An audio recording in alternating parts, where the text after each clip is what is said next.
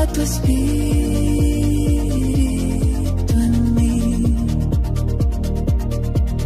Abre los cielos, Señor. No quiero nada sin ti. Abre los cielos, Señor. Desciende tu gloria hoy aquí. Enciende tu fuego en mi interior. Aviva tu espíritu en mí. Abre los cielos, Señor. No quiero nada sin ti. Abre los cielos, Señor. Desciende tu gloria hoy aquí. Enciende tu fuego en mi interior. Aviva tu espíritu en mí. Abre los cielos, Señor. No quiero nada sin ti. Abre los cielos, Señor. Desciende tu gloria hoy aquí. Enciende tu fuego en mi interior. Aviva tu espíritu en mí. Abre los cielos, Señor. No quiero nada sin ti. Abre los cielos, Señor. Desciende tu gloria hoy aquí. Enciende tu fuego en mi interior. Aviva tu espíritu en mí. Abre los cielos, Señor. No quiero nada sin ti. Abre los cielos, Señor. Desciende tu gloria hoy aquí. Enciende tu fuego en mi interior. Aviva tu espíritu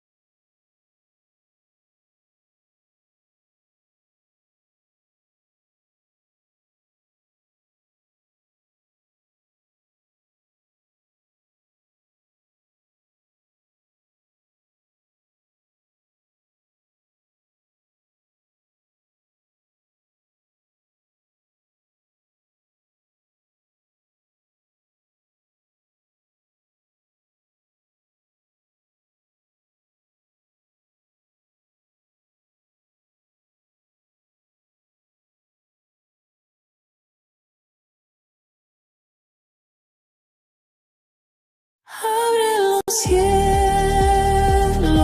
Señor,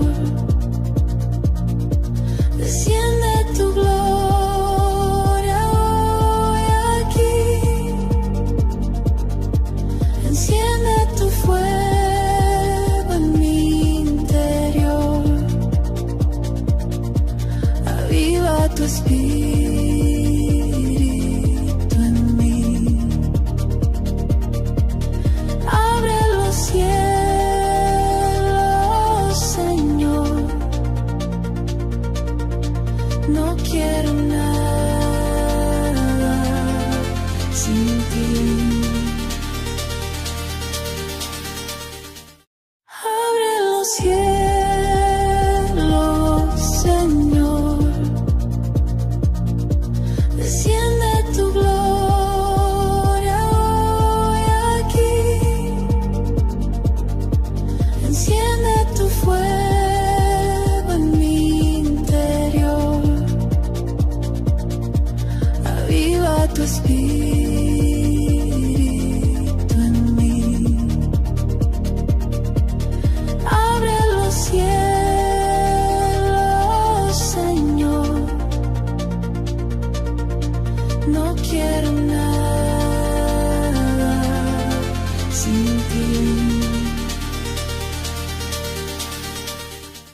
Abre los cielos, Señor. Desciende. Dios le bendiga, amados hermanos, en Cristo Jesús, Señor nuestro. Le habla a su hermano Didascalo Soriano. Reciban un caluroso saludo de parte mía y de parte de la pastora Yamin Torres, mi esposa. Amén, gloria sea al Señor. Dios bendiga a todos los hermanos que están conectados en esta hora. Dios bendiga a nuestro hermano Manuel Turbí. Dios te bendiga, amado hermano. Te bendiga a nuestra hermana Aline, siempre bíblica. Dios te bendiga. Dios bendiga a todos los hermanos. Dios bendiga al hermano Erickson, que también están en sintonía. Compartan esta transmisión, amados hermanos, ya que hoy estaremos hablando de un tema bastante importante. Dios bendiga a mi esposa también, que está conectada. ¿Ven? Y gloria sea al Señor. Hoy no estamos esperando una gran audiencia, porque realmente normalmente yo estaré transmitiendo así esporádicamente. Tengo un día en específico para transmitir, que son los jueves. Este jueves, ¿verdad? Vamos a estar hablando sobre Mateo 24, especialmente el texto del verso 34, y estaremos respondiendo la pregunta si ya se cumplió escatológicamente hablando Mateo, ya que está de moda ver muchos pentecostales de la línea preterista insinuando y diciendo que ya Mateo 24 prácticamente se cumplió en el año 70 y que no hay ningún cumplimiento futuro escatológico. Totalmente errado están los que creen eso, se respetan su postura, gloria sea al Señor, pero realmente esa postura preterista no tiene asidero bíblico. Amén, gloria sea al Señor. Yo les recomiendo, si alguno quiere analizar bien Mateo 24 sin sesgo teológico, sin ninguna postura inclinada, a nuestro amado hermano Samuel Pérez Millos, le recomiendo su comentario a Mateo, totalmente, hermano, bíblico, un comentario desde la perspectiva gramática y también de la perspectiva, gloria a Dios, contextual. Bastante bueno también. Gloria sea al Señor. Les recomiendo el diccionario redactado por Harrison, doctor Harrison, ¿verdad? Harrison, Everett Harrison. Este manual que usted ve aquí, hermano, es un manual que prácticamente viene siendo una edición original. Amén. Una edición original, la cual él da un vasto, usted lo puede encontrar renovado, gloria a Dios, nuevo, gloria a Dios, en cualquier librería prácticamente que contengan este libro. Y él da una perspectiva escatológica, futurista, pero bíblica sobre Mateo 24. Amén. Dios bendiga a todos los hermanos que se están conectando. Vamos a estar hablando sobre un tema. Ya hemos venido matando una vaca sagrada contra aquellos que están insinuando que, gloria sea al Señor, el dispensacionalismo está prácticamente llegando a su fin, supuestamente, especialmente el clásico. Ya hablamos en videos anteriores que el dispensacionalismo clásico ahora se llama dispensacionalismo clásico modificado, porque fue revisado por sus autores como Charles Ryrie, entre otros. y sostienen teológicamente los mismos elementos del dispensacionalismo clásico modificado. ¿Ok? Algunos, ¿verdad?, quieren hacerlo insinuar, que lo académico o el consenso académico ya no apoya la dispensación clásica revisada y quieren insinuar simplemente como que esta doctrina ha sido muerta. Permítame decirle que eso es una de las mentiras más grandes que yo he escuchado en este siglo. Número uno, permítame decirle que en la actualidad, a pesar de que el consenso académico, y ya hemos explicado que ese asunto de consenso académico no significa como que es una postura prácticamente o que consenso académico sea igual a verdad absoluta. No, no, no, no, no. Tenemos que recordarle a los hermanos, alabado sea el Señor, que un consenso académico, gloria sea el Señor, no es una verdad infalible, que el consenso académico es falible, ¿ok? Hay que recordarle a los hermanos que un consenso académico es simplemente la postura mayoritaria, ¿verdad?, de algunos especialistas o la mayoría de los especialistas que se inclina hacia un campo en específico de doctrina. El asunto de tener hegemonía académica, que no es más que alguna postura que disfruta de una, vamos a decirlo así, de una posición elevada o que domina intelectualmente o culturalmente entre una generación específica. O sea, cuando decimos que una doctrina tiene hegemonía académica o que goza de hegemonía, ¿verdad?, y que goza del consenso académico, estamos hablando de que posiblemente la mayoría de los especialistas se inclinan hacia una teoría X. Ya hemos demostrado, ¿verdad?, que el consenso académico ha quedado muchas veces mal parado, o sea, que han habido posturas que se ha sostenido por la mayoría de los académicos y sin embargo con el tiempo se ha descubierto que son erradas, posturas erradas. Alabado sea el Señor. Esto es importante, hermano, que usted tenga esto de cabecera bien pendiente, ya que, y vuelvo y repito, el consenso académico es falible, ¿ok? Es falible. En mi intervención en el video anterior doy varios ejemplos donde incluso doctrinas llegaron a gozar de una hegemonía académica y con el tiempo se descubrió, ¿verdad?, que estaban errados. Pero hoy vamos a hablar de un tema bastante importante, amados hermanos, gloria sea al Señor, un tema que necesita ser analizado, ser revisado. Y bendiga a todos los hermanos, gloria sea al Señor. Todo el que le guste, gloria sea al Señor. Yo no, todo el que quiera, hermano, tener una conversación a través de lo que es la crítica textual, estoy abierto a este diálogo, gloria sea al Señor. Vamos hoy a analizar otra, ¿verdad?, otra postura, gloria sea al Señor, y aquí lo voy a mostrar, esta postura, este tema, mejor dicho, en la cual dice argumentos falsos contra el dispensacionalismo. Y vamos a estar hablando sobre, brevemente, este tema de que el dispensacionalismo no nació con Francisco Rivera ni con Robert Bellarmino. Este es uno de los pobres argumentos que están utilizando muchas personas hoy en día, ya que han sacado argumentos prácticamente, ¿verdad?, bien, vamos a decirlo así, a través de lo que se llama una falacia de muñecos de paja, ¿verdad? Y también ha intentado, ¿verdad?, muchos hacerlo una falacia nauseam, ¿verdad?, que es repetir una mentira tantas veces para que se convierta en una verdad. O sea, y eso da pena, mi hermano. Estamos abiertos, usted puede discrepar, usted puede decir yo no creo eso, pero con premisa verdadera, no tratando, gloria sea al Señor, de venir con falacias argumentativas o con sofismo dialéctico. Eso no cabe aquí, hermano. Tenemos que hablar la verdad, siempre la verdad. La verdad siempre será la verdad. Nadie puede pelear con la verdad.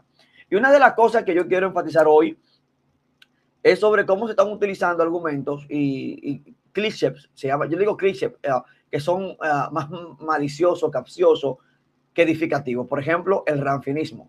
El renfanismo, mejor dicho, ¿verdad? Hay una persona que anda diciendo el fin del renfanismo. Y se le pregunta, ¿qué es lo que es el renfanismo? Para ellos, el renfanismo es sinónimo de dispensacionalismo. La primera mentira es querer hacer una falacia de asociación. El renfanismo no es lo mismo que dispensacionalismo. Esto es un título, un peyorativo, es despectivo, de burla, que se aplica a aquellos que somos dispensacionalistas, pero radicalmente y más a aquellos que ponen a Israel en un estatus que ni Dios se lo ha dado. Aquellos que están teniendo como una idolatría, judeolatría, o aquellos que se apegan muy, ¿verdad?, a lo que se llama las tendencias, gloria sea el Señor, israelita, que de manera u otra tratan de ver a Israel, ¿verdad?, como intocable, como que es prácticamente, pase lo que pase, el Israel endurecido, la nación Israel, sus banderas, sus fiestas son intocables. A estos mayormente se les atribuye ser renfanista. Pero una de las primeras mentiras que vamos hoy a descubrir y que vamos a desmentir es: no existe renfanismo dentro del dispensacionalismo. Eso es una mentira, hermano. Es lo primero. Es lo primero. Ya hemos desmentido falacias náuseas como tales como que el fin del dispensacionalismo, tal fin del dispensacionalismo no ha llegado, ni creo que vaya a llegar. Existen varias variantes, por ejemplo, la dispensación progresiva, ¿verdad?, que ya la hemos hablado, que esta dispensación progresiva, gloria sea al Señor, tiene como un acercamiento un poquito, o más o menos, a la teología del pacto, etcétera, etcétera, etcétera. Entonces, vamos a ponerlo en contexto con esto. Amén. Dios bendiga a todos los hermanos. Seguimos saludando a todos los hermanos que se siguen conectando.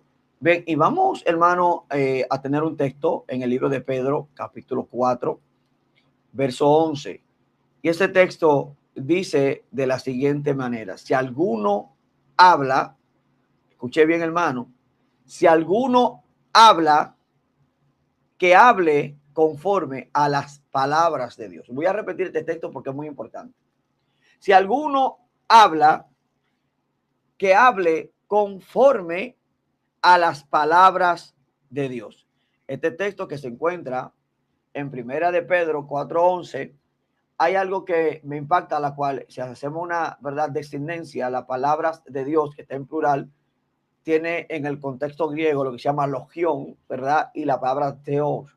Ok, o sea, aquí lo que habla es de especialmente las palabras o conforme a lo que se llama, lo que es lo revelado por Dios. Logión son, algunos lo traducen con palabritas, pero tiene que ver con palabras reveladas por Dios, o sea, inspiradas por Dios. Si alguno habla, y me llama la atención aquí, si alguno habla, que hable conforme, y esta palabra conforme, ¿verdad?, en el texto griego, tiene que ver, o se traduce en el original como de manera, de esta manera, según el molde. Es importante, hermano, cuando nosotros vamos a hablar de la palabra, hablar conforme a las palabras de Dios, conforme al logión, gloria sea al Señor, al pronunciamiento, que es la palabra griega que se usa por palabra aquí, y que es prácticamente desemboca de una raíz que es neutra, que es logios, ¿verdad?, que es orador, fluidor, que es neutro, ¿verdad? Y esta designencia tiene que ver con alguien que pronuncia un discurso, una palabra, pero que esta palabra tiene que ser palabras de Dios.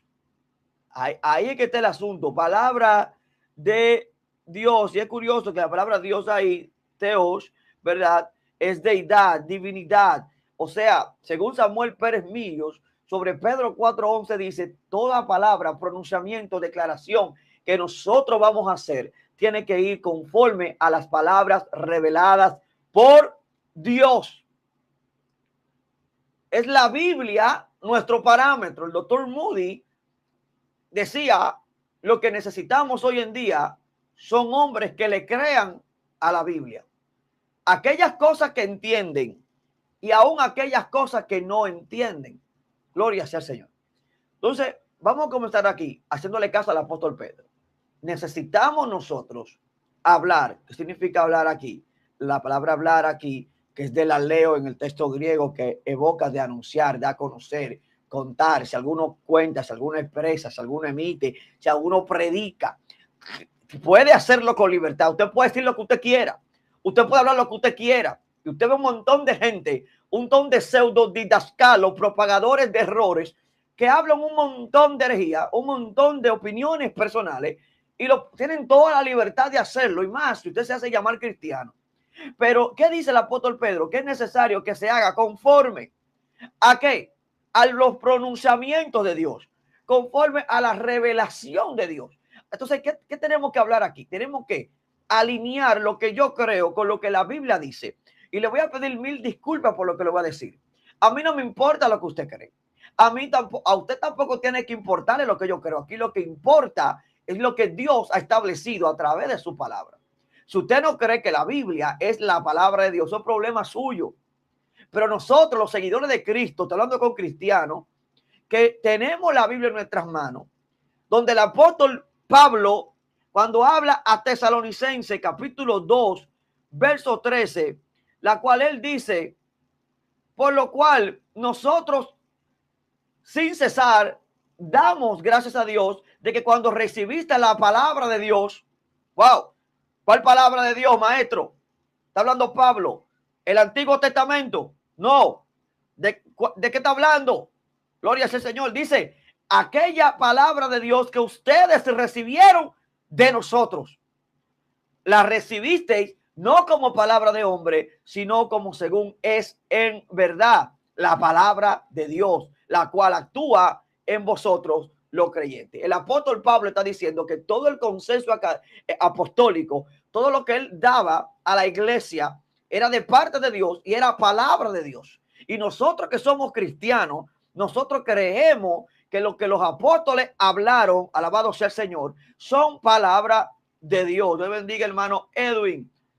De igual manera, también el apóstol Pablo certifica en Timoteo capítulo 3, verso 16, lo siguiente, gloria sea el Señor, la cual establece y dice en su segunda epístola, claro está, de Timoteo, 3:16, establece y dice, alabado sea Dios, toda la escritura es inspirada por Dios y útil para ¿qué? Enseñar, redarguir, corregir, para instruir en justicia. Primero, tenemos que entender que aquí el apóstol Pablo ya no está hablando del consenso apostólico, sino que está hablando del Antiguo Testamento. Y la palabra inspirado es seuneusto en griego, que tiene que ver con un soplo, pero un soplo divino. Dios respiró sobre los autores, especialmente de las escrituras, su aliento para escribir.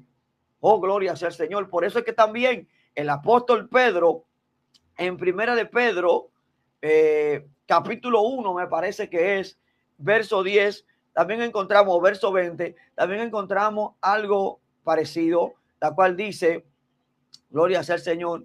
Vamos a leerlo, gloria sea el Señor. Es segunda de Pedro, segunda de Pedro 1:20, dice el texto, entendiendo primero esto, que ninguna profecía de la escritura es de interpretación privada.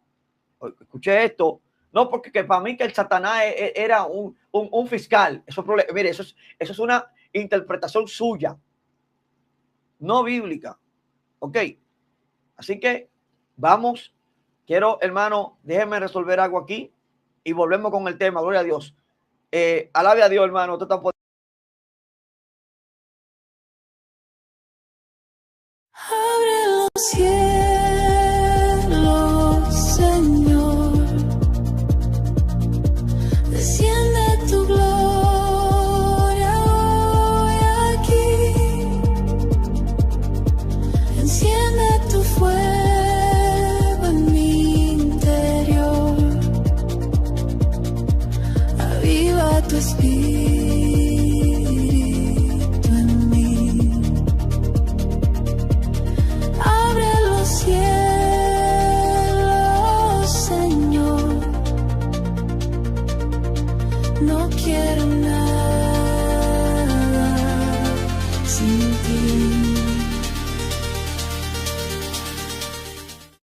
Abre los cielos, Señor.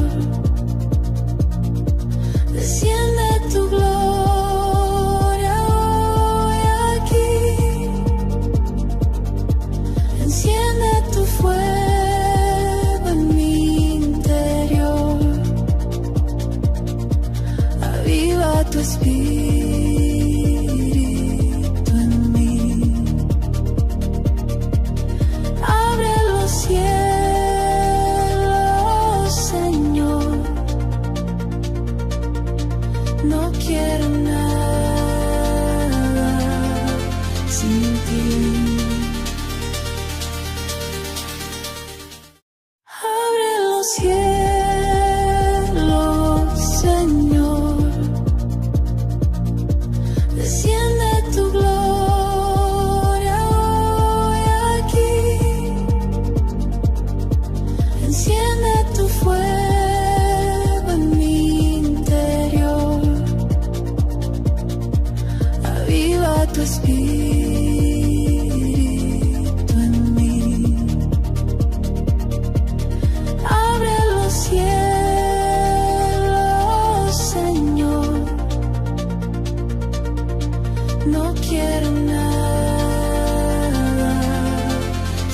ti. Abre los cielos, Señor. Desciende tu gloria hoy aquí. Enciende tu fuego en mi interior. Aviva tu espíritu en mí. Abre los cielos, Señor. No quiero nada sin ti. Abre los cielos, Señor. Desciende tu gloria hoy aquí. Enciende tu fuego en mi interior. Aviva tu espíritu en mí. Abre los cielos, Señor. No quiero nada sin ti. Abre los cielos, Señor. Desciende tu gloria hoy aquí. Enciende tu fuego en mi interior. Aviva tu espíritu en mí. Abre los cielos, Señor. No quiero nada sin ti. Abre los cielos, Señor. Desciende tu gloria hoy aquí. Enciende tu fuego en mi interior. Aviva tu espíritu en mí. Abre los cielos, Señor. No quiero nada sin ti.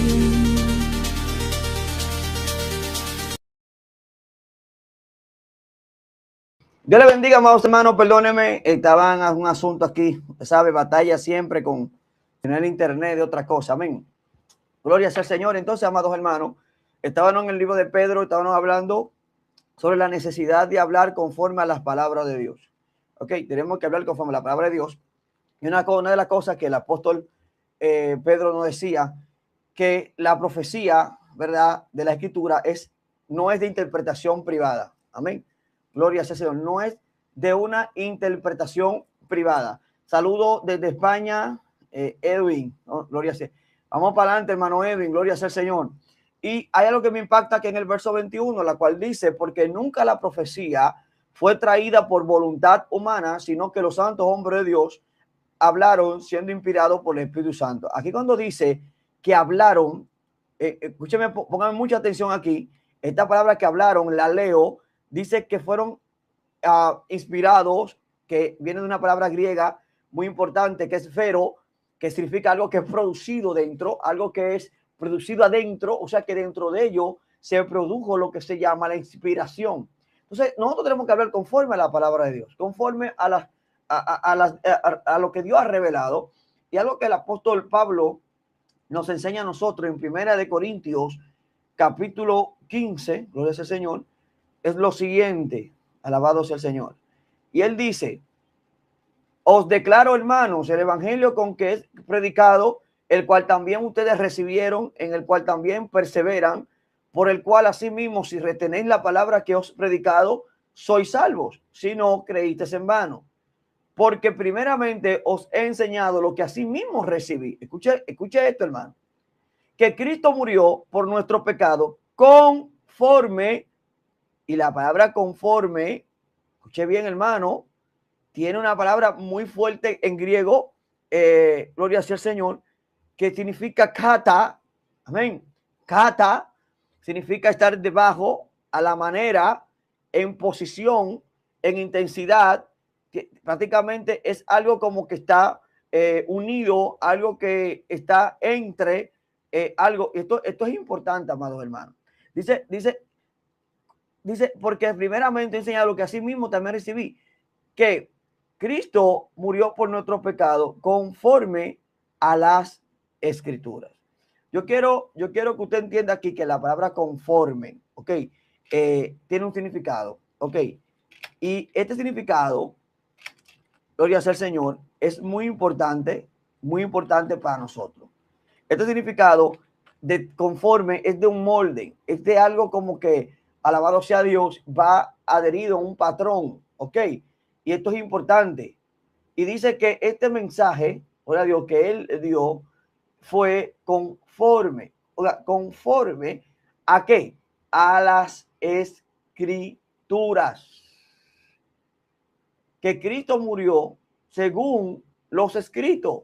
Es una preposición, como ya yo le había dicho, que es kata, ok, y kata, que es una preposición, se pone ahí porque tiene que ver con algo que está sujeto a una manera, según, ok, o sea, prácticamente es conformándose a lo escrito, a las escrituras. Miren qué importante esto, amados hermanos. Y cuando Pablo dice y usa la palabra escritos, que es muy importante en este texto, que esta palabra es un sustantivo acusativo plural femenino en el texto griego, es la palabra que se usa como grafo, ¿verdad? Escritura, o normalmente se sitúa, se llama grafe, ¿verdad? Que prácticamente corresponde a un documento, específicamente antiguo testamentario o una escritura, ¿verdad? Pertinente a los mismos apóstoles. O sea, aquí vemos al apóstol Pablo, que es la idea principal, diciendo que lo que él habló fue conforme a las escrituras. Entonces, aquí no podemos venir con falacia dialéctica, con muñecos de paja, haciendo construcciones teológicas, aquí no estamos nosotros para defender posturas, amados hermanos. Aquí no estamos para defender pensamiento propio, aquí estamos para defender la palabra de Dios. Cualquier postura, cualquier inclinación teológica que tengamos, tiene que ser defendida, si es que tiene acero bíblico, conforme, valga la redundancia, a las escrituras.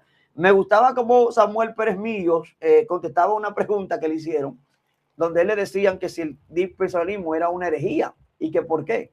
Y Samuel Pérez Millos decía, sorprendido, ¿cómo que es una herejía? No, es una postura teológica que tiene aval teológico, pero no es una herejía.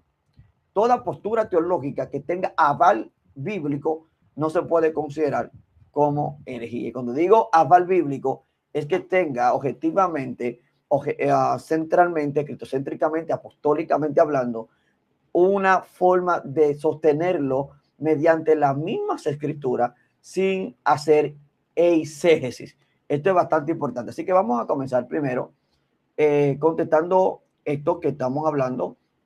Primero sobre el tema de que si el dispensacionalismo, ¿verdad? Prácticamente nace o fue prácticamente orientado por los católicos de la contrarreforma, especialmente a Francisco Rivera. Uno de los argumentos, pobre argumento y vago argumento, dicho sea de paso, es que Francisco Rivera, ¿verdad? Y Robert, gloria sea al Señor, fueron los que argumentaron o orquestaron esto. Robert Bellarmino, ¿verdad? Y Francisco Rivera fueron los que orientaron, los que orquestaron prácticamente esta postura. Creo que había un exponente de la teología del pacto reformado, un quizás creyente de la reforma, no sé, la cual decía esto, hermano, decía que lo que tú no sabes, oiga esto, hermano, lo que no te dijeron del dispensacionalismo, porque esta gente a través de qué, del sensacionalismo y a través de estos títulos, ¿verdad?, amarillistas de conspiración, tratan de, ¿qué?, de llamar la atención para atraer sus herejías y, o mejor dicho, sus posturas propias principales, vamos a decirlo así. Pero una de las cosas que vamos a desmentir, amados hermanos, es que la postura dispensacionalista, ninguna de ellas, ni la clásica, ni la revisada, es más, ni siquiera la progresiva, fueron autoría de inspiración de Francisco Rivera, ni de Robert, gloria a Dios, el que nosotros mencionamos ahora mismo, titulado o de apellido Belarmino. No, hermano. Esto bíblicamente, ya en el video anterior demostramos que en la antigüedad la iglesia apostólica, por más increíble que usted lo vea, tenía una tendencia dispensacionalista, ¿ok? Ya que en el sentido más básico y llano de la palabra, la iglesia apostólica vislumbraba cómo Dios trataba su revelación a través de los tiempos. O sea, ya no solamente a través de los tiempos, sino cómo administraba en diferentes épocas su revelación con los hombres hasta que llegara en sentido de continuidad Jesucristo. Amén.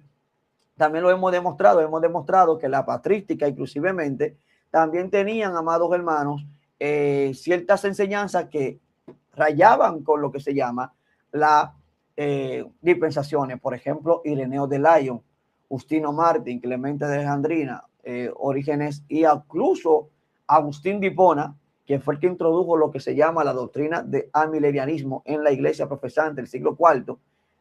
También creían en que Dios revelaba su, ¿verdad?, plan de salvación en etapas. Por ejemplo, si podemos citar de estos, por ejemplo, a uno de los que más dijeron claramente este asunto, podemos hablar de quién, del diálogo con Trifón, que fue dado por Justino Martín. Justino Martín dijo, hubo diferentes pactos dados a los hombres en distintos tiempos, y él dividía la revelación de Dios, que me imagino que tenía que ver con la salvación, en tres etapas que él decía que era primero, la primera etapa era la ley natural, la ley de Moisés y la ley de Cristo. Si también podemos mencionar a Ireneo de Lyon en su obra contra las herejías, él dijo, Dios ha dispuesto las dispensaciones de la salvación del hombre en diferentes etapas.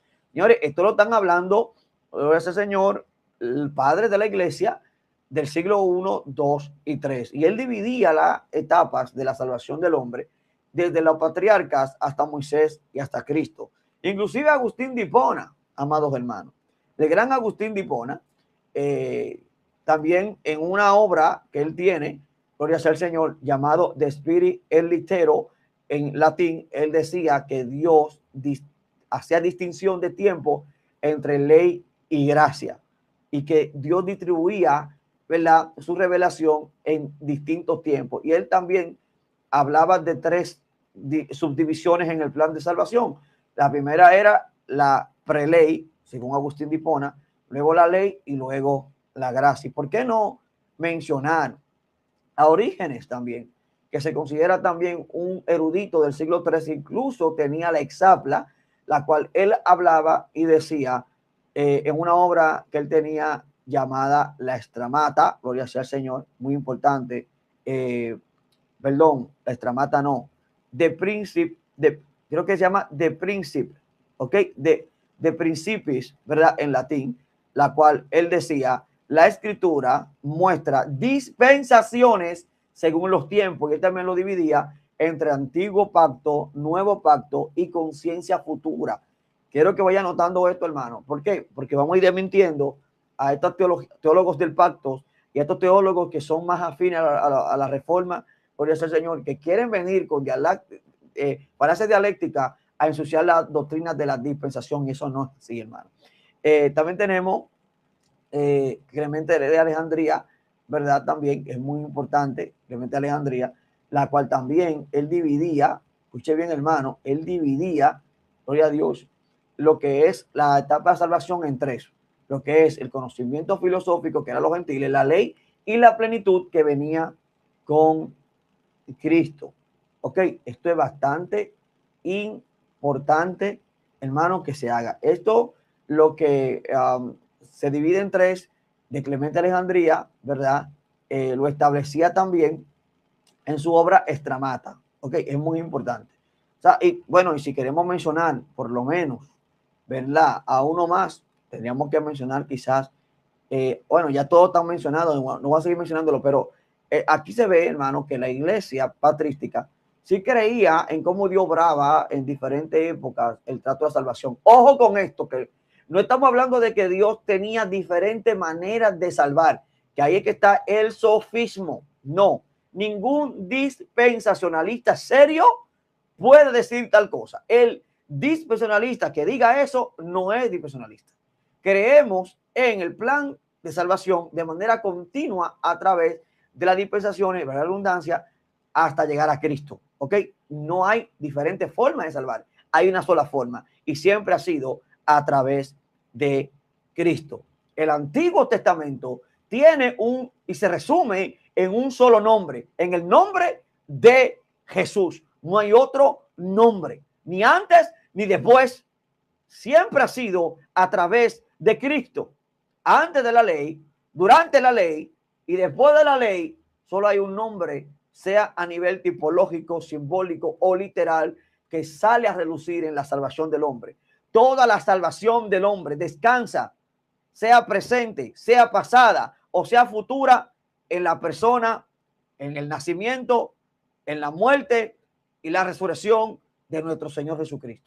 Esa es la verdad dispensacional. Ahora, que Dios haya distribuido, manejado la salvación del hombre, ¿verdad? En una revelación progresiva, ¿ok?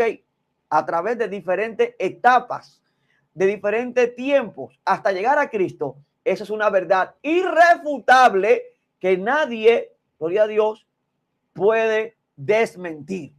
Nadie. Pero ahora quieren decir, gloria sea al Señor, maestro, la dispensación la inventó John Nelson Darby. Una cosa es sistematizar, una cosa es popularizar y otra cosa es crear. La postura dispensacional nace con la iglesia apostólica. Eso nosotros lo hemos ya demostrado. Amén.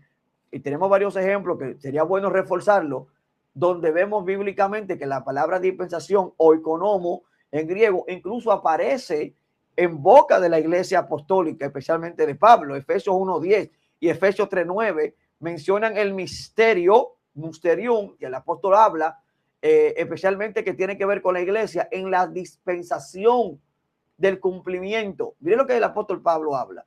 Y cuando Pablo usa la palabra dispensación, está utilizando la palabra, como muy bien enfatiza Charles Ryder, que es oikonomo, que está hablando de un momento o tiempo específico en la que Dios le plació revelar aquel misterio que estaba escondido antes de la fundación del mundo. Dios bendiga a nuestro hermano Walter Rivas. Dios bendiga a mi hermano. También tenemos la dispensación en Colosenses 1:25, pero a través de la palabra administración, igual también en Efesios 3:2. También tenemos palabras que indirectamente hablan del trato de Dios a través de los tiempos, como Gálatas 4:4, usando la palabra griega cronos, la cual dice, y cuando el tiempo del cumplimiento se acercó, Dios envió a su hijo, nacido de mujer y nacido bajo la ley. La palabra tiempo es cronos, y cronos es donde viene cronología, significa tiempo específico. O sea que Dios esperó, envió a Cristo, el Padre envió a Cristo en el tiempo específico según su oikonomos. Esto no lo puede negar nadie. También Juan 1:17, hermanos, donde dice que la ley vino por medio, día en griego, de Moisés, pero la gracia vino por día en griego, por medio de Cristo. O sea, tenemos dos cosas distintas, separadas por un lapso de tiempo. La ley que vino por Moisés, eso lo dice Juan, y la gracia que vino por medio de Cristo. ¿Había gracia antes de la ley? Sí, siempre ha habido gracia, pero aquella gracia revelada por la obra redentora de Cristo en la cruz solamente vino por medio día de Cristo. Cristo es el canal de la gracia que se manifestó a todos los hombres. No ha habido esta gracia en otro tiempo, sino hasta que se manifestó. Vemos también cómo Dios distribuye su economía aún en el plan del crecimiento con el pueblo de Israel según el pacto de Dios con Abraham. Hechos 7:17, que dice, cuando el tiempo del cumplimiento se acercaba del que Dios le había prometido a Abraham, el pueblo creció. Pero oiga que dice, tiempo de cumplimiento. Y si seguimos hablando de que Dios hablaba, como la voz profética de Dios, que era diferente a nuestro tiempo, dice que Dios en otro tiempo, gloria al Señor, usando la palabra palai, que habla de un tiempo antiguo, gloria sea el Señor, hablaba a los padres, los profetas, pero ahora en los postreros del griego escato, nos habla a través del Hijo. Miren cómo Dios administra su voz profética a través de diferentes tiempos y diferentes medios. Primero era a los padres por los profetas y ahora es a nosotros a través de ¿qué? Del Hijo. Igualmente, Efesios 3:10 nos habla a nosotros de que Dios da a entender su multisabiduría y su gracia a los hombres a través de quién? De la iglesia. ¿De cuál iglesia está hablando? ¿La de Noé? No. ¿La de Abraham? No. ¿La congregación en el desierto? ¿Cómo dice? No. A través de la iglesia de Cristo, que es su cuerpo, conforme a Efesios capítulo 5 en adelante. De manera de que el trato de Dios en diferentes épocas, que no, hasta que apareciera Cristo, que ese era el objetivo, y había una continuidad profética, era en diferentes épocas. Eso no se puede, hermano, desmentir. Amén. Esto es totalmente bíblico. La patrística, como le digo, también entendía el trato de Dios en diferentes épocas. Gloria sea al Señor. Así que, amados hermanos, esto es algo que tenemos que ir comprendiendo nosotros, entendiéndolo. Amén. Gloria sea al Señor, para llegar a la premisa que queremos dar a entender. Alabado sea el Señor. Así que, amados hermanos, vamos a ir entendiendo esto. Gloria sea al Señor, de manera que Dios nos vaya dando la oportunidad, gloria sea al Señor, de ir demostrándolo. Recuerden que el tema es: el dispensacionalismo no nació con Rivera ni con Bellarmino. ¿Por qué yo traigo esto a colación ahora?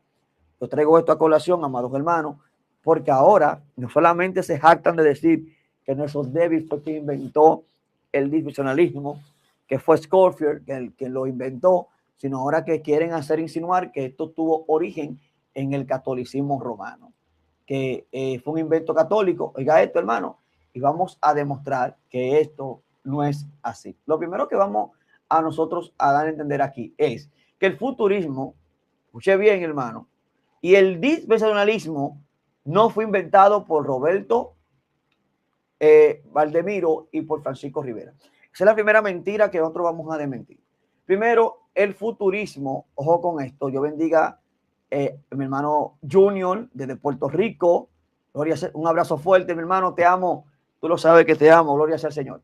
El futurismo, y voy a contextualizar, muchos han querido hacer una falacia de asociación, o sea, querer asociar un evento con otro evento que tienen algunos elementos parentescos, pero que al final son diferentes, y quieren insinuar que la dispensación que nosotros creemos hoy en día, él fue inventado por Francisco Rivera y por Roberto Valdemiro, porque ellos tomaron la postura futurista para contrarrestar a los reformadores. Déjame contextualizarlo. Los reformadores eran prácticamente de un enfoque historicista. Ellos creían que el Papa era el anticristo, ellos creían que la Iglesia Católica era la gran ramera, que me imagino que los teólogos del pacto tienen que seguir creyendo eso. Gloria sea al Señor. Dios bendiga, hermano Luis Enrique de México. Y ellos creían, amados hermanos, de que el fin de la gran ramera, que era la Iglesia Católica, estaba llegando a su fin. La acusación de los reformadores era abismal, era brutal, hermano. Entonces tuvieron, ¿verdad?, que hacer lo que se llama la contrarreforma católica, y uno de los o dos de los exponentes para hacer frente a estas posturas teológicas que decían o hacían fue Francisco Rivera y también fue Roberto Valdemiro. Ok, ¿qué hicieron ellos? Porque haciendo uso de falacia de asociación, quieren decir que nuestras posturas nacieron con el catolicismo de ese momento. Lo hacen porque ellos hacen una conexión. Ok, y voy a explicarlo con cucharita. Y vamos a descubrir que esa conexión es simplemente una falacia dialéctica, una falacia de asociación, y que al terminar se convierte en una falacia náusea, o sea, tomar una mentira, enseñarlo y repetirlo hasta que se convierta en una verdad. Primero, el futurismo escatológico es una interpretación que entiende que toda la profecía bíblica, especialmente Apocalipsis, Mateo, Daniel, entre otras cosas, específicamente del capítulo 4 en adelante, apunta a eventos que aún no se han cumplido, y que dentro de estos eventos aparece lo que se llama un personaje llamado Anticristo, aparece una tribulación y un reino, que es el reino mesiánico, ¿verdad? Que nosotros entendemos que es el reino milenial de Apocalipsis capítulo 20. Ok. La iglesia patrística y la iglesia apostólica tenían una postura futurista. Anótelo para que no se deje engañar. Ellos no eran en su mayoría personas que creían que toda la profecía ya se habían cumplido. No, el preterismo nació en el año 1700 con otro católico jesuita llamado Luis Alcázar, la cual también se creó esa postura para contrarrestar a los protestantes. Permítame decirle lo que está pasando. Los protestantes le habían hecho un hoyo a la iglesia católica, le habían dado duro, hermano. Acusaban al Papa de ser anticristo, la iglesia católica, la gran ramera, y que ya estaba a punto, ¿verdad?, de esa gran ramera de caer. Entonces, ¿qué hacían? Por ejemplo, Francisco, ¿qué hacía Luis Alcázar? Creó o se adherió a una creencia de que ya los eventos que utilizaban los protestantes para darle, ¿verdad?, ataques teológicos a la iglesia católica ya se habían cumplido en el pasado.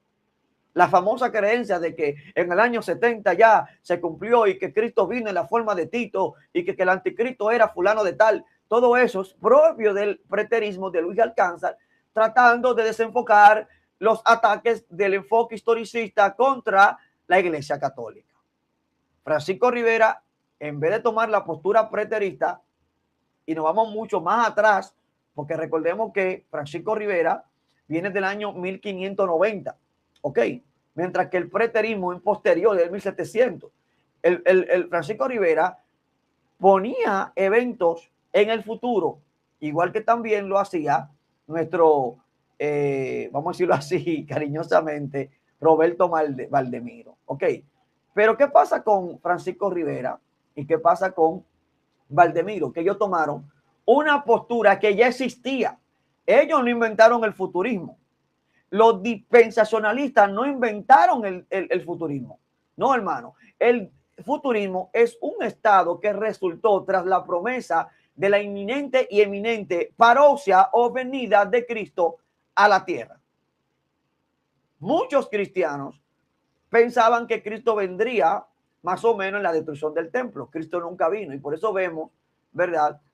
Por ejemplo, el tema de Apocalipsis, que ya que a ustedes les gusta mucho hablar de carga académica, el consenso académico favorece, vamos a usar la misma técnica que ustedes utilizan, que lógicamente esto puede fallar, pero sabemos a ciencia cierta de que Apocalipsis se escribió después del año 70, no antes, como algunos quieren insinuar, ¿verdad?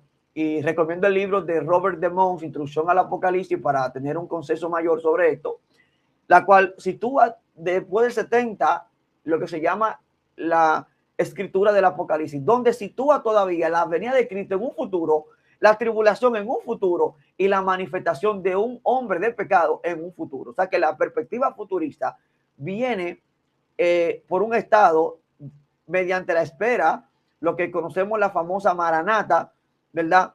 La proclamación de que Cristo volvería en cualquier momento, ¿verdad? Y frente a eso, habían profecías, habían cosas, vamos a decirlo así, situaciones que tendrían que darse antes de que Cristo vuelva. Y si Cristo volvería pronto, estos eventos preliminares tendrían también que ocurrir pronto. Esto es importante. Entonces, el futurismo es una tendencia en la iglesia apostólica y la iglesia patrística de que habían eventos relacionados concomitantemente con la venida de Cristo, ¿verdad?, que no se habían cumplido. Esto es importante. Los padres de la iglesia, y lo voy a mencionar uno por uno, por ejemplo, Lactanius, Hipólito de Roma, muy importante, Hipólito de Roma, Ireneo de Lyon, y también vamos a mencionar a Justino Mártir, sostuvieron muchos elementos que tomó Francisco Rivera y Valdemiro para desenfocar a los protestantes o a la audiencia de las acusaciones de los protestantes del enfoque histórico. Por ejemplo, Justino Mártir sostenía que el reino milenial era futuro. Lactantius creía un reino futuro, ¿verdad? Prácticamente de que esto iba a ocurrir antes del retorno de Cristo, lógicamente, pero lo veía todavía futuro. Hipólito de Roma creía en un anticristo que se iba a manifestar previo a la manifestación de Cristo.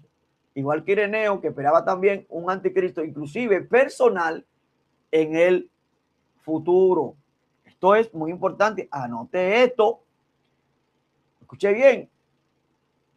Hay que entender algo, hermanos. Ok, hay que entender que la mayoría de los padres de la iglesia, oigan, porque esto es lo que les voy a decir, hermano, viene fuerte. Ok, viene fuerte. El asunto de la idea, ¿verdad? Por ejemplo, las 70 semanas, la última semana, la gran tribulación, entre otras cosas, ¿verdad? Que a muchos aluden y creen que eso fue un invento de la dispensación, eso fue un invento, amados hermanos, de gloria a Dios, de nosotros los evangélicos, como algunos dicen, gloria a Dios, hermano, es una mentira, una vil mentira. Nosotros tenemos pruebas bíblicas, ¿verdad? Donde vemos que la iglesia patrística sostenía un futurismo, hermano, con relación a estos temas escatológicos. Y vamos a tener esto en cuenta con relación a las 70 semanas de Daniel. Primero vamos a ver, hermano, lo que creía la iglesia primitiva con este señor. Por ejemplo, si citamos a Ireneo de Lyon, vamos a citar a Ireneo de Lyon. Ireneo de Lyon, amados hermanos, creía que el cuerno pequeño de Daniel era el anticristo. Y eso lo encontramos en su obra Contra las herejías, capítulo o versículo 25 al 30 de Ireneo, ¿verdad? Él creía que la bestia de Apocalipsis era el anticristo y que el anticristo era un personaje del futuro. También encontramos pruebas, ¿verdad?, de que también se hablaba de que gobernaría este anticristo más o menos 3 años y medio. ¡Wow! Sí, amados hermanos, usted encuentra esto en la iglesia primitiva. A ver, a Dios, Dios bendiga a todos los hermanos. Ezequiel, Dios te bendiga bastante. Alabado sea el Señor. También encontramos que este tiempo de 3 años y 6 meses dice que se sentaría el anticristo en un templo en Jerusalén. Esto era también parte de la iglesia patrística. No estamos hablando de Francisco Rivera, ni de Nelson Delvey, ni estamos hablando, hermano, de padres de la iglesia de los primeros siglos. Gloria sea el Señor. O sea, por favor. También tenemos al gran Hipólito de Roma, año 170, quien prácticamente es un exponente importantísimo de esto, la cual sostuvo en un tratado llamado El Cristo y el Anticristo, la cual habló primero de un anticristo personal, que iba a haber un templo reconstruido, para muchos que creen que esto fue un invento de Nelson Delvey y que creen que es un invento de Scofield, de que había un templo que se iba a reconstruir. No, hermano, esto viene del año 170 también. Gloria a Dios. También que había una persecución contra la iglesia y que había un periodo de gobierno del anticristo de 3 años y medio. Para que si usted no sabía, váyase enterando, Francisco Rivera habló el mismo lenguaje de estos padres de la iglesia. El enfoque de Francisco Rivera, que lo vamos a hablar, es que el anticristo es futuro y que iba a gobernar 3 años y medio. Claro, él lo hacía para desenfocar la acusación de los protestantes de que eran de enfoque historicista, de que el Papa era el anticristo. Ellos decían, el Papa no puede ser el anticristo. ¿Por qué? Porque el anticristo es un personaje futuro. Y él lo que hizo fue que se agarró de la postura futurista, mientras que Luis Alcázar se agarró de la postura preterista. El enfoque de ellos era desvirtuar las acusaciones de los protestantes. Ellos no estaban pensando en otra cosa, hermano. Deje la falacia, deje la mentira. ¿Usted cree que nosotros los pentecostales no estudiamos, hermano? Alabado sea el Señor. Y para mucha gente que, pues acaso me ven leyendo, hermano, yo tengo notas. Mire aquí, hermano. Esto que usted ve aquí, no se ve casi, gloria a Dios, porque le escribo a lápiz, porque yo borro alguna vez en lapicero, ojalá que se vea bien. Esto que usted ve ahí son notas de los libros que yo he escrito. Aquí yo tengo las fuentes anotadas, amados hermanos. Tengo anotado la fuente por página, por capítulo y por todo. Usted me ve a mí dando páginas. Son de mi misma fuente, de mis mismas investigaciones que yo utilizo, autoría mía, hermano, para hablar de este tipo de cosas. Amén. Gloria sea al Señor. También tenemos, inclusive, si lo queremos mover un poquito más cercano a los siglos 3 rayando con el 4, tenemos que mencionar a Jerónimo de Estridón, el gran compositor de la Biblia latina, llamado la Vulgata Latina, que inició en el 380, pero que se fue formando. Jerónimo, con relación a las 70 Shabuwa, 70 semanas, él todavía veía las 70 semanas en tiempo futuro y que hablaba del príncipe que había de venir como el anticristo. Entonces, ¿usted quiere decir que fue Nelson Delvin? ¿Usted quiere decir que fue Francisco Rivera? Alabado sea el Señor. No, hermano, ya esta interpretación futurista ya estaba. Ya estaba. Deje de hablar mentira. No, porque las dispensaciones nacieron con Francisco. No, hermano, déjese de eso. Inclusive el dispensacionalismo clásico se diferencia bastante de la postura futurista de los padres de la iglesia, porque los padres de la iglesia no veían una tribulación de 7 años y la mayoría de ellos creían que las 70 semanas se había terminado en Cristo. Esto es una prueba de que esto no fue ni siquiera, hermano, un producto de copy-paste. O sea, hermano, esto es interesante. La mayoría de los padres de la iglesia creían de que el anticristo iba a gobernar 1260 días, 42 meses, 3 años y medio, hermano. Sí, hermano. Aquí podemos ver un tipo de mid-tempo. ¿Ok? Mid-tempo. Entonces, vamos a hacer la pregunta. ¿Inventaron Francisco Rivera y Valdemiro el futurismo? No. Y si no inventaron el futurismo, ¿cómo se osa decir que ellos echaron de que la base para la dispensación? No, hermano. Francisco Rivera agarró y en un comentario sobre Apocalipsis habló donde él había puesto el cumplimiento de la profecía bíblica, especialmente el anticristo, en un periodo futuro, hermano. Especialmente cuando ya estaba llegando el fin. Mire, esto es importante. ¿Qué hizo Francisco Rivera? Sistematizó lo que ya había, el futurismo. Y prácticamente él la expuso en su obra para la contrarreforma católica. Ok. Tenemos que entender, hermano, algo, que el dispensacionalismo es distinto al futurismo. El dispensacionalismo toma la postura futurista para hacer sus explicaciones escatológicas, pero es diferente. Los dispensacionalistas, como nosotros, creemos en la distinción de Israel y la iglesia, mientras que la patrística era reemplacista. Escuche bien, hermano.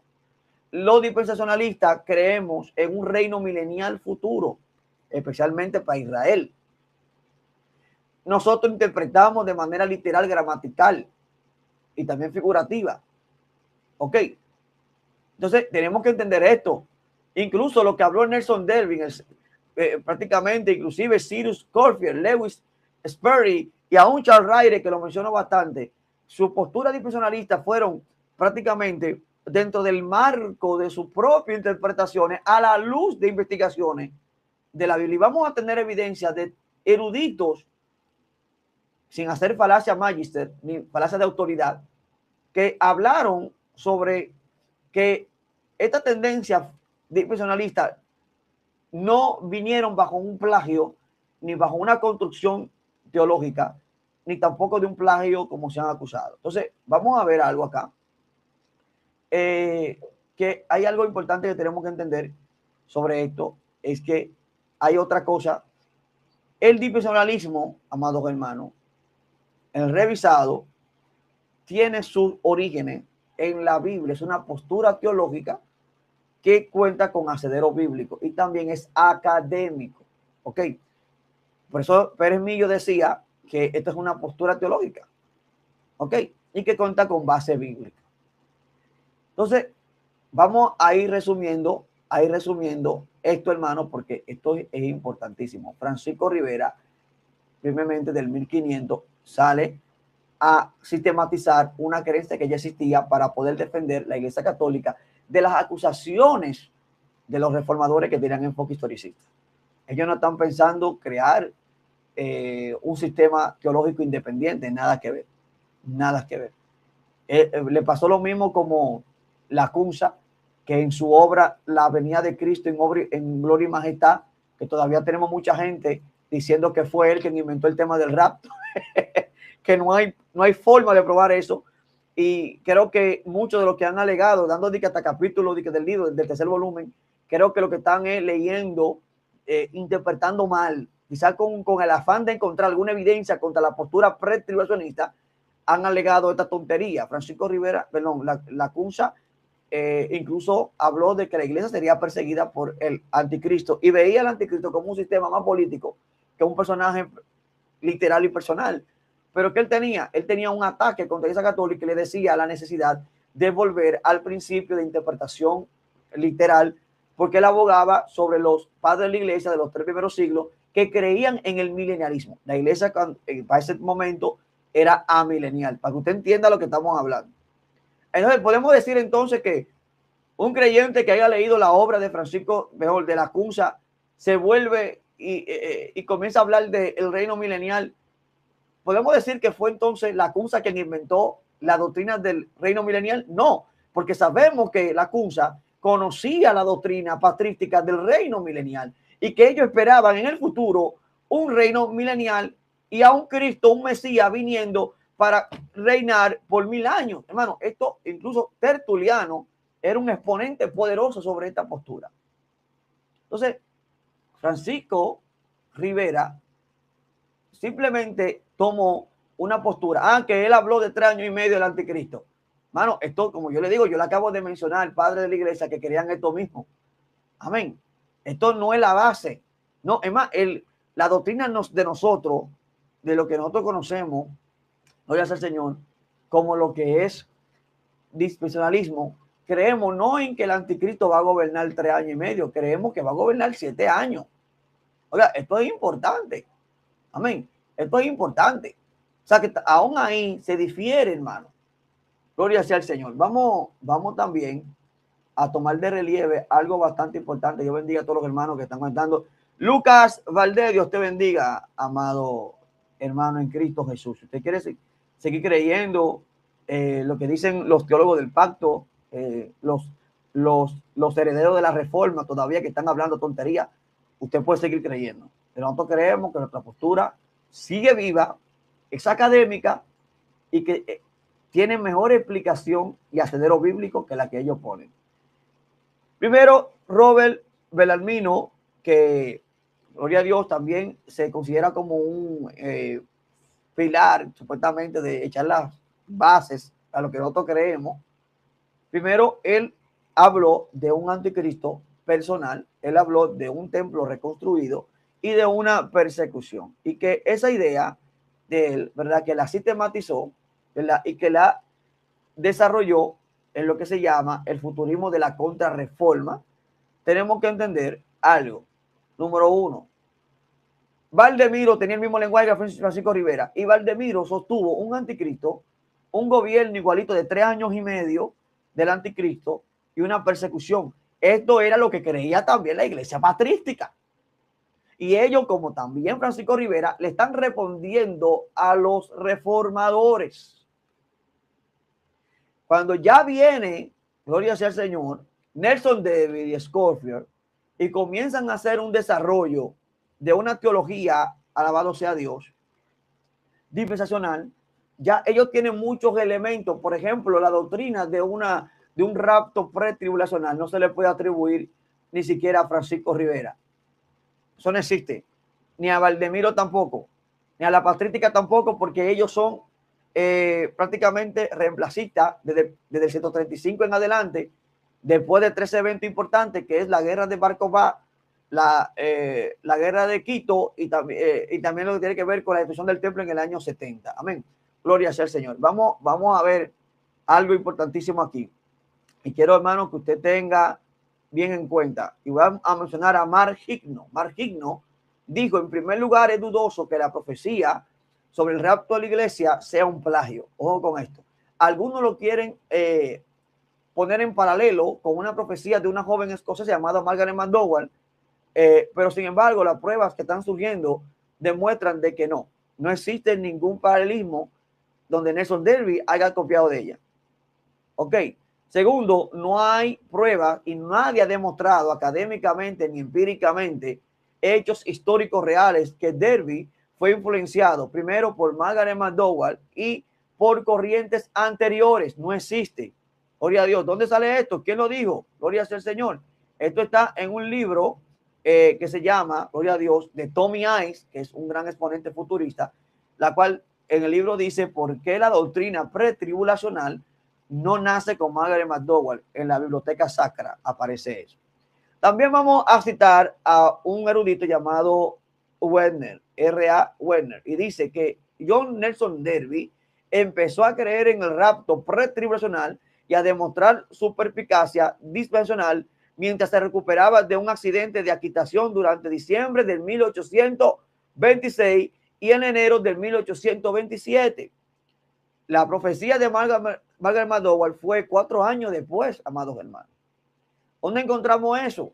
Lo encontramos en un libro publicado en el año 1991 sobre Werner, la cual dice Preciosas Verdades sobre Nelson Darby, volumen 1, año 1991.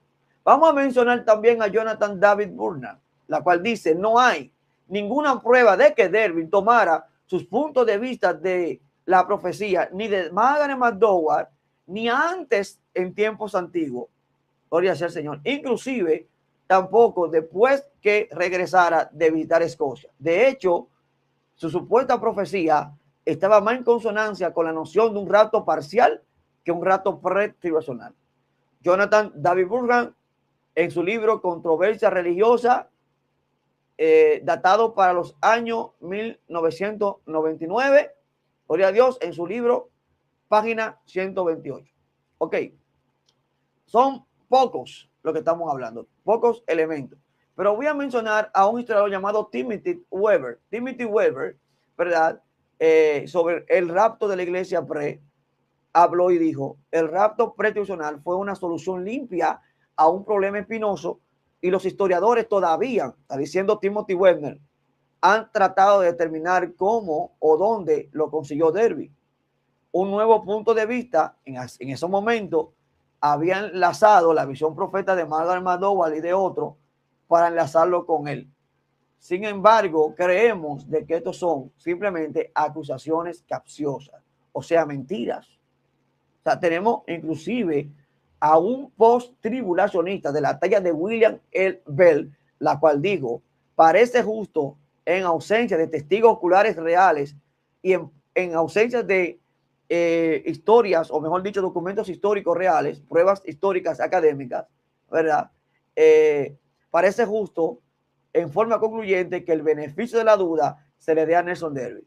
Esta conclusión se ve muy reforzada por la propia afirmación de que Darby llegó a su conclusión a través del estudio exhaustivo de Primera de Tesalonicenses y Segunda de Tesalonicenses, especialmente Segunda de Tesalonicenses, capítulo 2, 1 y 2. O sea, eso está también en el libro de William Bell, un post-tribulacionista, que se llama Crítica y Evaluación al Pre-Tribulacionismo, año 1967, página 60.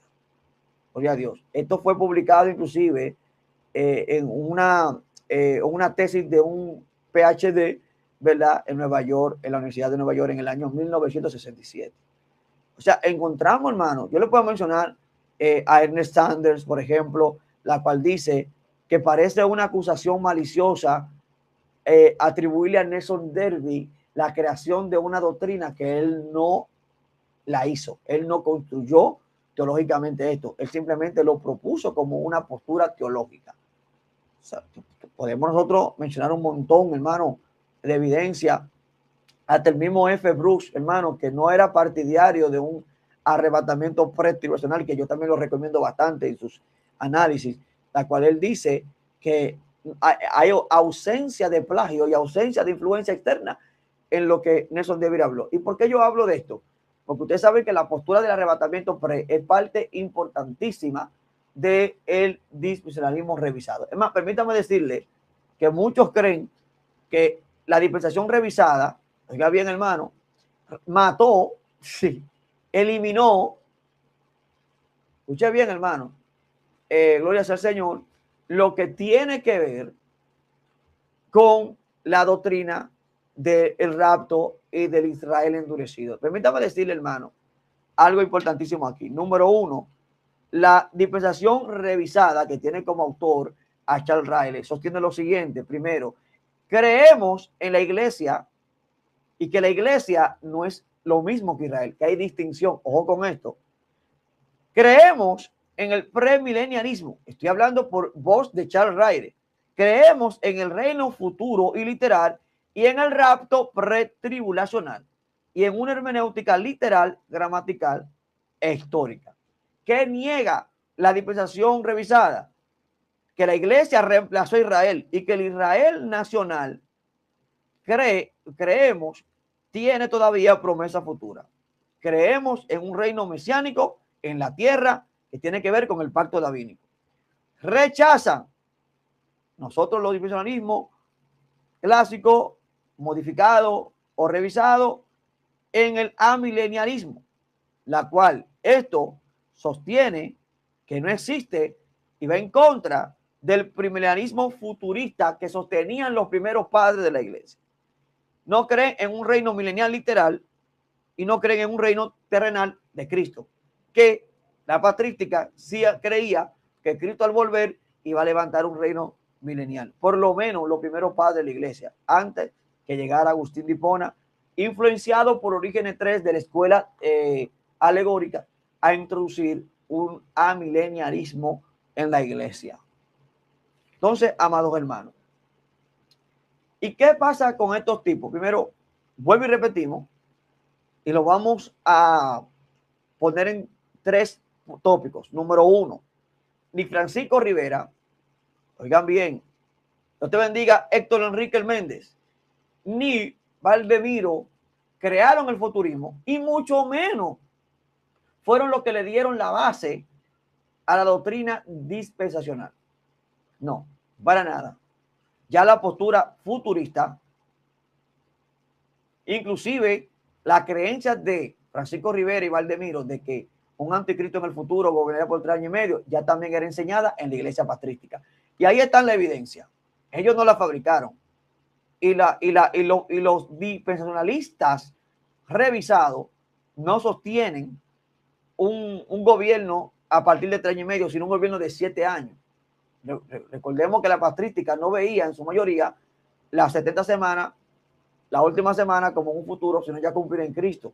Nosotros y las dispensaciones o la postura dispensacional ve la última semana como la tribulación, una tribulación de 7 años. Te bendiga, hermano Keuris. Gloria sea el Señor. Segundo, y esto es importante, y esto lo voy a decir, porque también esto es parte. Es una falacia relacional el renfanismo, gloria sea el Señor, con la dispensación. No se deje llevar de esto, hermano. ¿Cómo, maestro? Sí.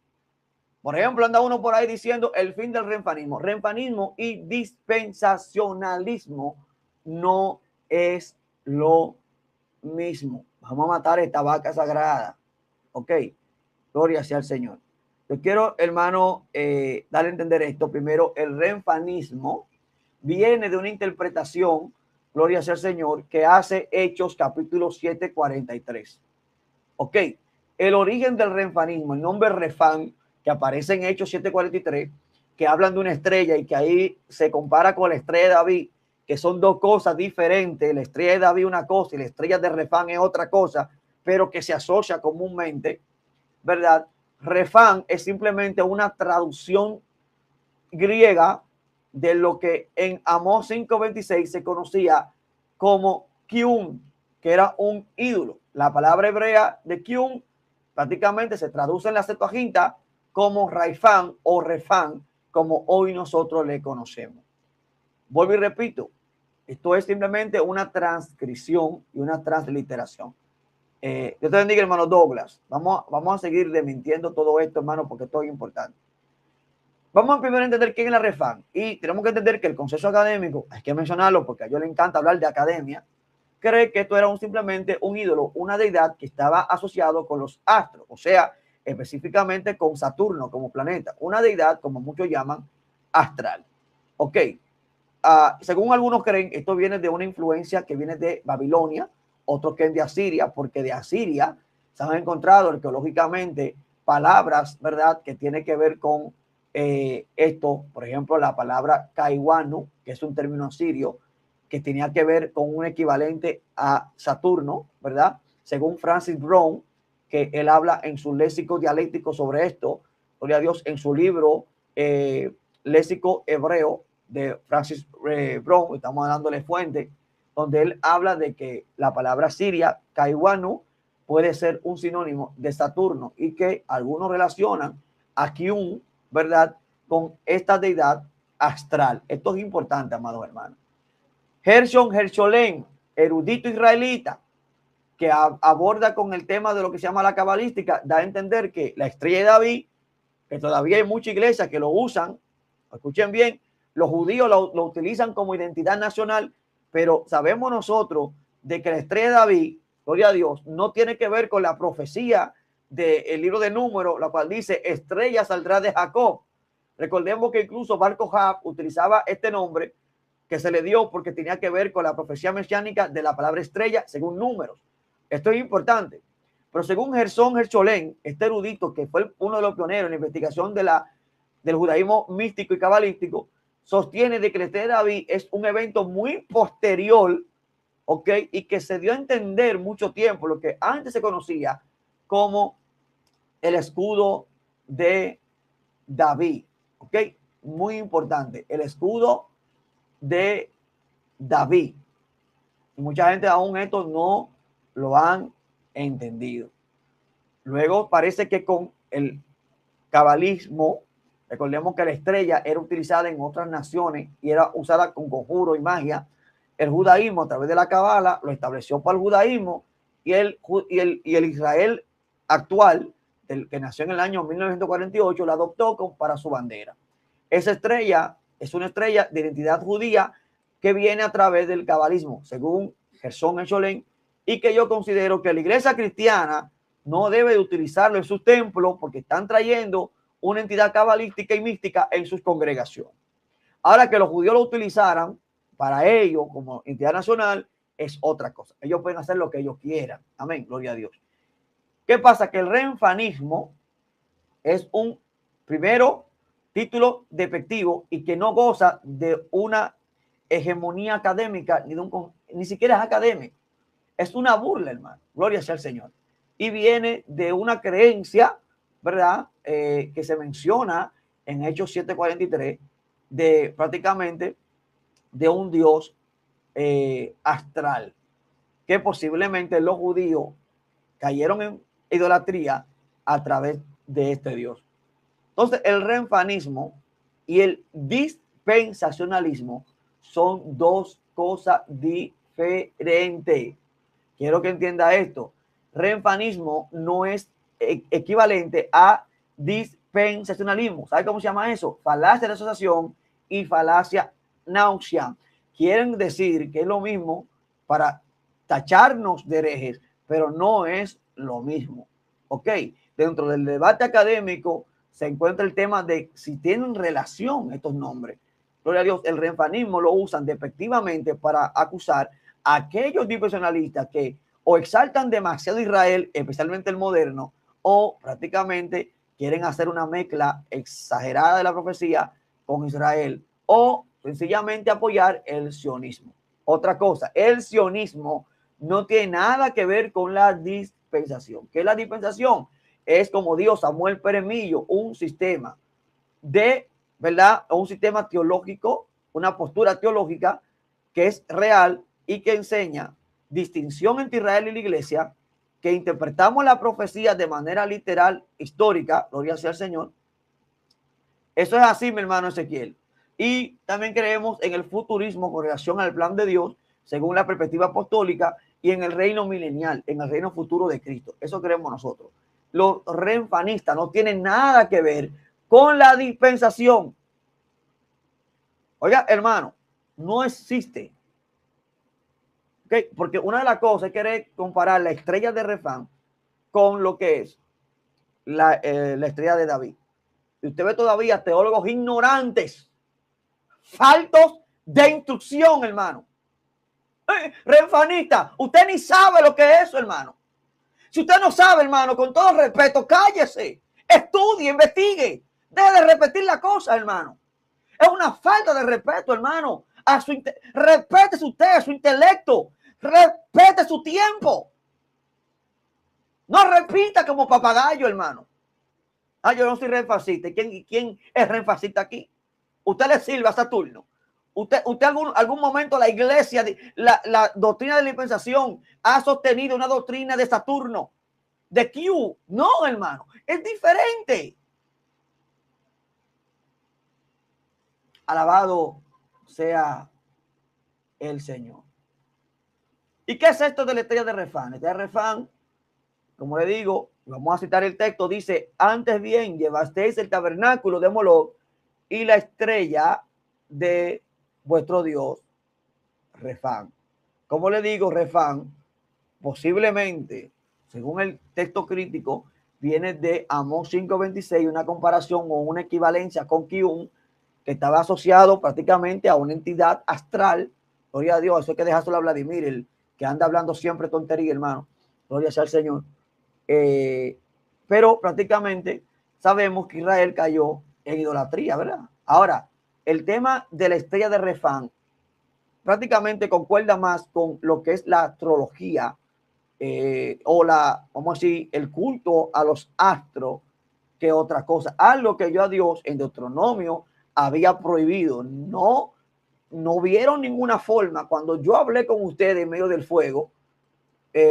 Por tanto, cuidad vuestras almas de identificar a Dios con algún ser de animales o cuerpo celeste. Estoy parafraseando. El símbolo prácticamente de Refán no se debe tomar de manera literal, simplemente es una representación de Saturno, algo que se adoraba en Babilonia y en Asiria y que los judíos también llegaron. Por tanto, la estrella de David no tiene nada que ver con la estrella de Refán. Esta es la verdad. Gloria sea el Señor. Yo no soy partidario de la estrella de David. La estrella de David ni siquiera, no hay forma bíblica de ver que David usaba la estrella que hoy usan los judíos. No hay forma. Por ahí salió David Diamond y dando una explicación, pero eso son conjeturas de él, hermano. No hay forma. Ok, no hay forma de equipararlo. Ok, eso de equiparar la estrella de David con la estrella de Refán son teorías conspiracionistas, modernas, polémicas, pero históricamente no se puede comprobar. La estrella de David fue popularizado dentro del pueblo judío mucho tiempo después.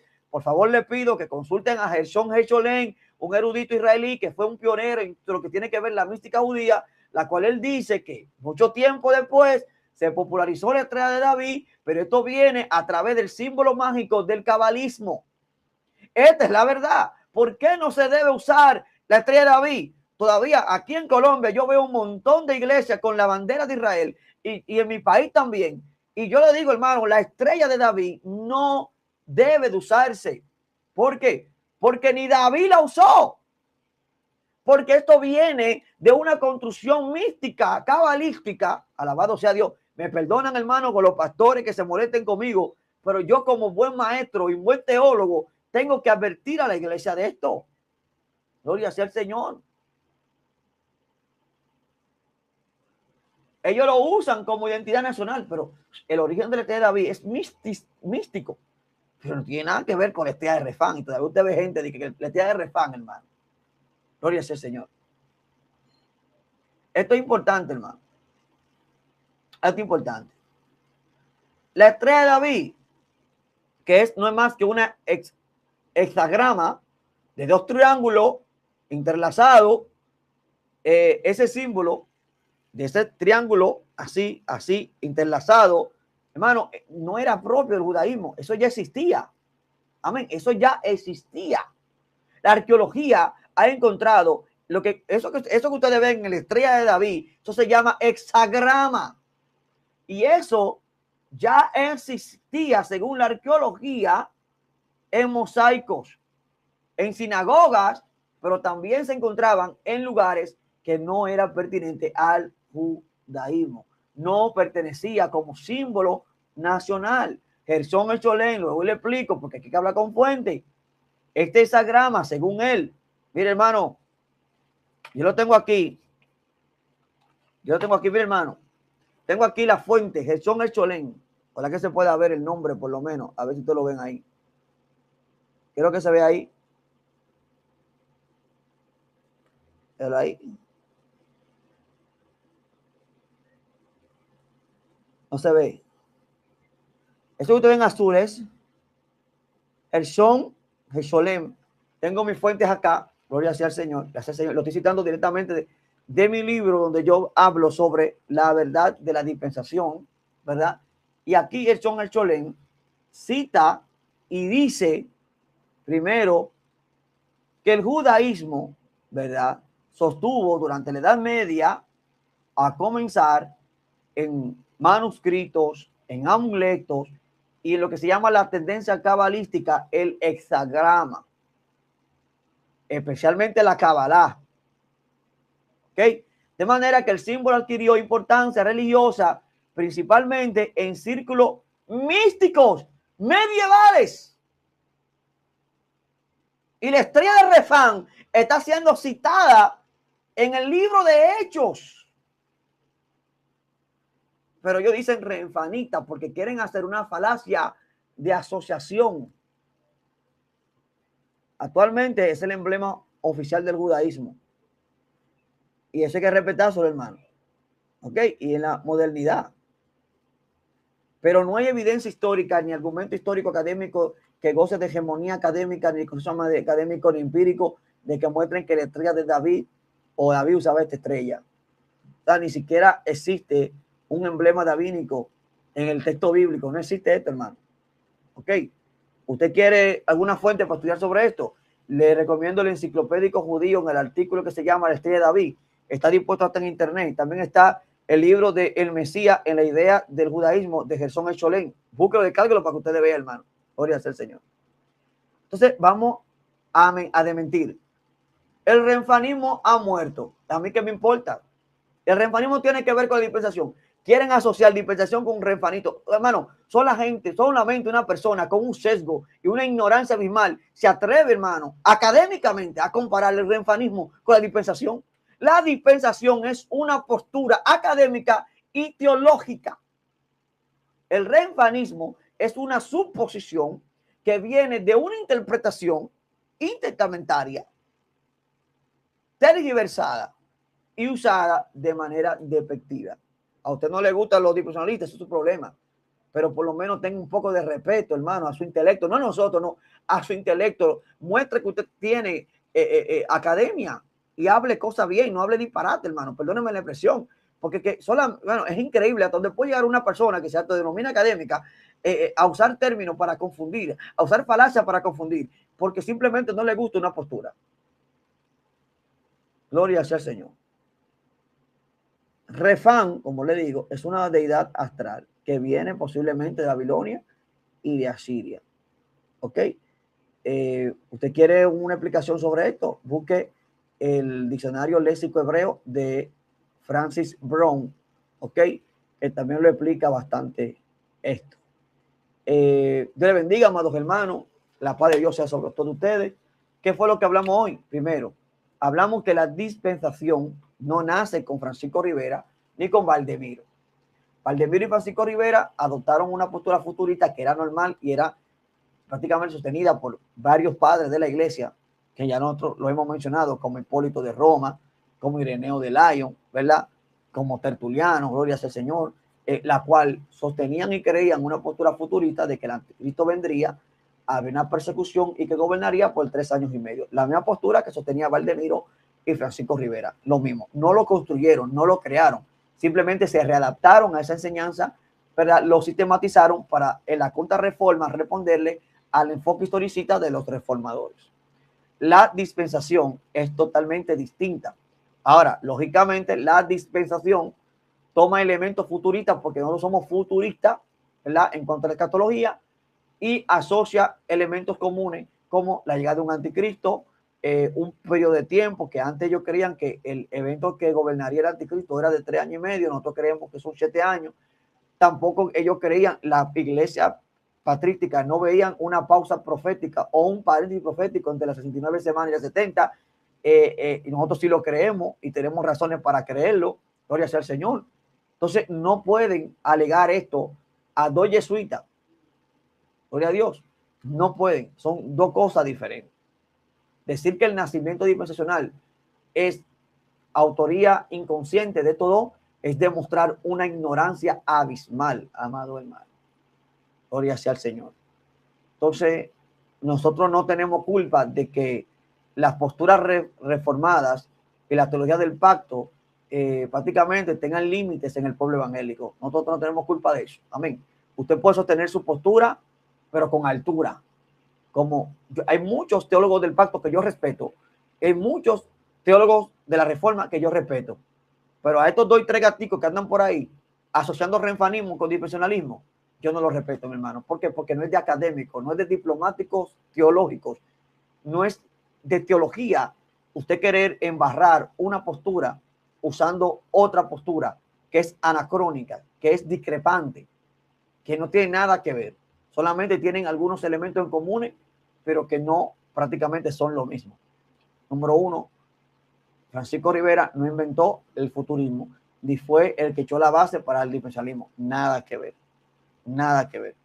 Número 2, renfanismo no es dispensacionalismo. Nada que ver. Y tercero, y no menos, vamos a dar esto claro, el futurismo ya tenía antecedentes anteriores y también existía elementos futuristas en los padres de la iglesia. El futurismo no es un invento de la iglesia jesuita. La idea de que un anticristo que vendrá en un futuro ya existía, ya se ha demostrado al tal nivel que mucho antes de Bellarmino, muchos padres patrísticos enseñaban inclusive un anticristo personal, un gobernante maligno en el futuro, una persecución y un templo aún construido como Hipólito de Roma hablaba, inclusive Hipólito de Roma hablaba de una restauración de los judíos y un periodo de 3 años y medio en el que gobernaría el anticristo. O sea, esto es importante. El futurismo del jesuita que estamos hablando ni siquiera era dispensacional, no tenía ni siquiera un esquema parecido al que nosotros tenemos y no hablaban de una distinción ni siquiera del Israel con la iglesia. Ok, esto es importante. Dios bendiga a todos los hermanos que estuvieron aquí. Compartan esto y recuerden, estamos en la dispensación de la gracia. Cristo vuelve.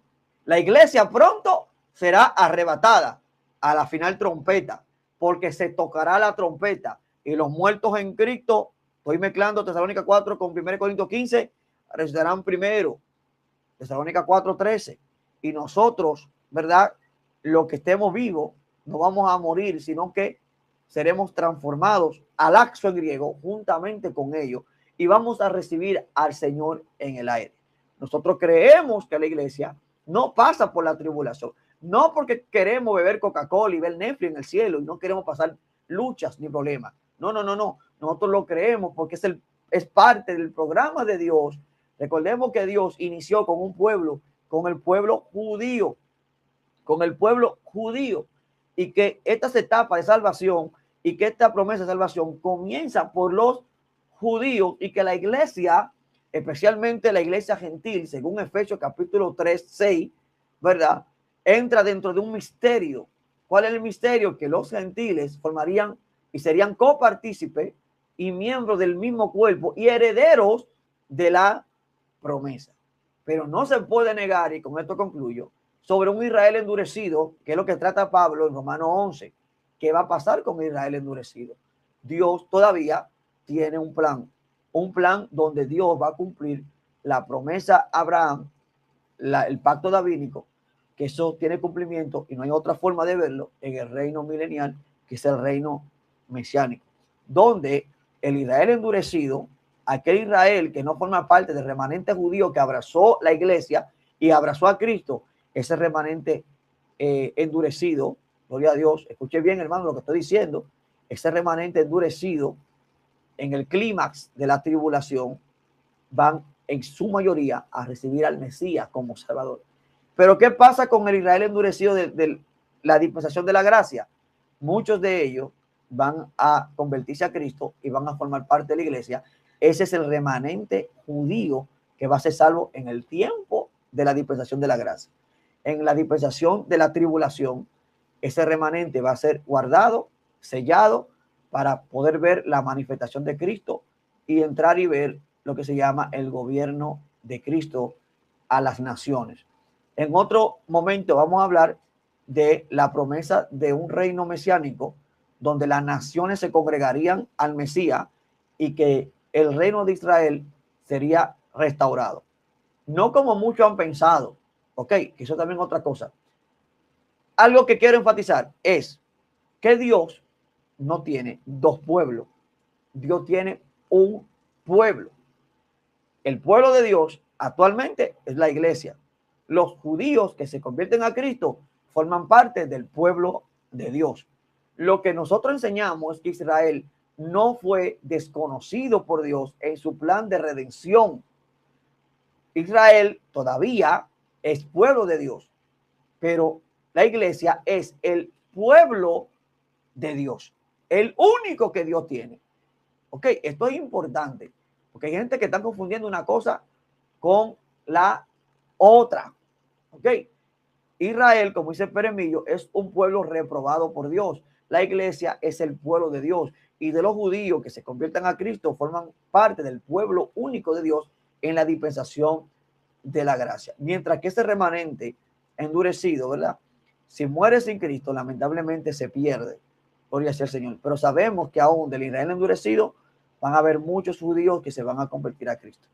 Sin embargo, la promesa de la restauración de Israel pertenece para el futuro escatológico, donde una gran cantidad, colectivamente hablando, de judíos llegará al conocimiento del Mesías y van a proclamar a Cristo como Señor y Salvador. Esa es la esperanza de la restauración futura del Israel. Importante esto que estamos nosotros hablando. Vemos a muchos hermanos utilizando videos de Pérez Millo, donde Pérez Millo dice que Israel no es el pueblo de Dios, sino que es un pueblo rechazado, un pueblo reprobado. Estamos de acuerdo con Samuel Pérez Millo, pero también vemos otros videos, como lo que es un video que él habla de el plan de Dios con Israel. Búsquenlo, lo pueden buscar, donde Dios le llama a Israel su pueblo.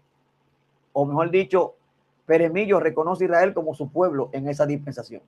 Entonces, Dios, lo que nosotros enseñamos es que Dios no ha desechado a Israel, sino que todavía tiene plan de restauración. Ok, Dios le bendiga. Dios le bendiga. Y recuerde, hermano, el tópico de esta enseñanza. Ok, derribando argumentos falsos contra el dispensacionalismo. El dispensacionalismo no nació con Rivera ni con Bellarmino. Ok, la dispensación es producto de la postura futurista que fue sistematizada por Nelson Derby, pero no fue creada por la misma.